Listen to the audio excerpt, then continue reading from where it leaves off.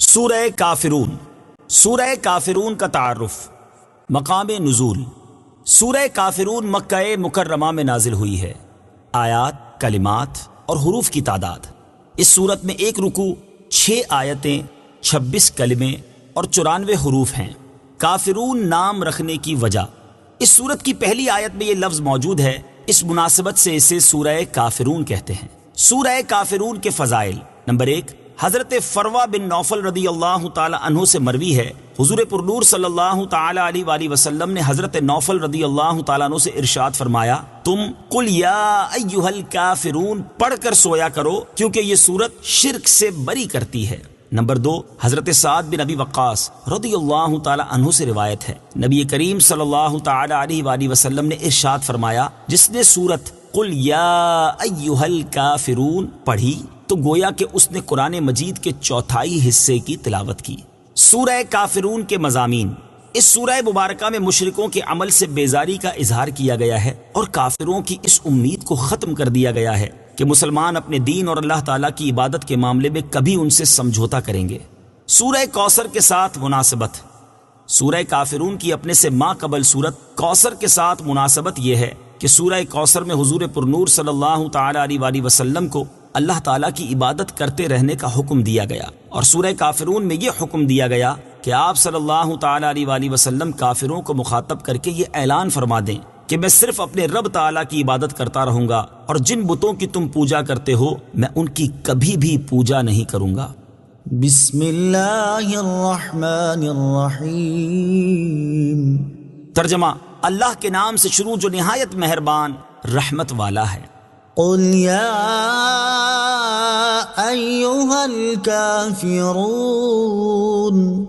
لا اعبد ما تعبدون ولا انتم عابدون ما اعبد ولا انا عابد ما عبدتم ولا انتم عابدون ما اعبد لکم دینکم ولی دین۔ ترجمہ۔ تم فرماؤ اے کافروں، میں ان کی عبادت نہیں کرتا جنہیں تم پوجتے ہو، اور تم اس کی عبادت کرنے والے نہیں جس کی میں عبادت کرتا ہوں، اور نہ میں اس کی عبادت کروں گا جسے تم نے پوجا، اور نہ تم اس کی عبادت کرنے والے ہو جس کی میں عبادت کرتا ہوں۔ تمہارے لیے تمہارا دین ہے اور میرے لیے میرا دین ہے۔ قل یا ایھا الکافرون۔ تم فرماؤ اے کافروں۔ تفسیر صراط الجنان میں ہے، شان نزول۔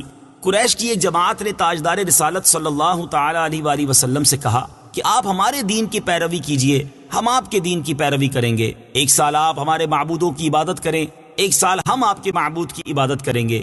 رسول کریم صلی اللہ تعالی علیہ وآلہ وسلم نے ان سے فرمایا، اس بات سے اللہ تعالیٰ کی پناہ کہ میں اس کے ساتھ اس کے غیر کو شریک کروں۔ کفار کہنے لگے، تو آپ ایسا کیجئے کہ ہمارے کسی معبود کو ہاتھ ہی لگا دیجئے، ہم آپ کی تصدیق کر دیں گے اور آپ کے معبود کی عبادت کریں گے۔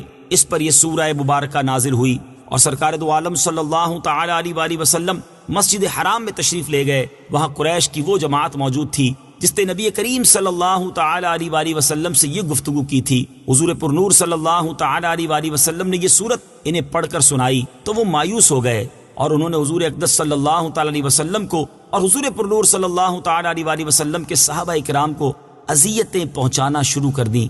یاد رہے کہ اس آیت میں وہ کفار مراد ہیں جو اللہ تعالیٰ کے علم میں ایمان سے محروم تھے اور کفر پر ہی مرنے والے تھے۔ سورہ کافرون کے شان نزول سے حاصل ہونے والی معلومات۔ اس سے چند باتیں معلوم ہوئیں۔ نمبر 1، کفار سے دینی صلح حرام بلکہ کئی صورتوں میں کفر ہے۔ نمبر 2، کفار کے بتوں اور ان کے مذہبی ایام کی قابل تعظیم سمجھتے ہوئے ان کی تعظیم کرنا کفر ہے۔ نمبر 3، مومن کے دل میں کفار کی ہیبت نہیں ہونی چاہیے۔ نمبر 4، کفار کو شرعی عذر کے بغیر اچھے القاب سے یاد نہ کیا جائے۔ نمبر 5، کافر کو بوقت ضرورت موقع محل کی مناسبت سے کافر کہنا درست بلکہ اسلوب قرآنی کے موافق ہے۔ ولا انا عابد ما عبدتم عبدتم اور نہ میں اس کی عبادت کروں گا جسے تم نے پوجا۔ تفسیر صراط الجنان میں ہے، اس سے چند باتیں معلوم ہوئی۔ نمبر 1، انسان دنیاوی معاملات میں نرم ہو مگر دین میں انتہائی مضبوط ہو تاکہ کفار اس سے مایوس ہوں۔ نمبر 2، حضور اقدس صلی اللہ تعالی علیہ وآلہ وسلم کو اپنے مستقبل کی خبر تھی کہ وہ کبھی کفر، شرک اور فسق نہیں کر سکتے۔ نمبر 3، مسلمان کو چاہیے کہ اپنے بارے میں کفار کو مایوس کر دے کہ وہ اسے دین سے پھیر سکیں۔ ولا انتم عابدون ما اعبد اور نہ تم اس کی عبادت کرنے والے ہو جس کی میں عبادت کرتا ہوں۔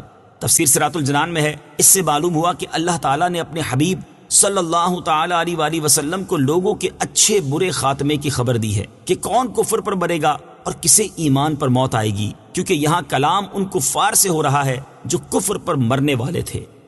لکم دینکم ولی دین تمہارے لیے تمہارا دین ہے اور میرے لیے میرا دین ہے۔ تفسیر صراط الجنان میں ہے، یعنی تمہارے لیے تمہارا کفر اور میرے لیے میری توحید اور میرا اخلاص ہے۔ اس کلام سے مقصود کفار کو ڈرانا ہے، نہ کہ ان کے کفر سے راضی ہونا۔ صدق اللہ العظیم۔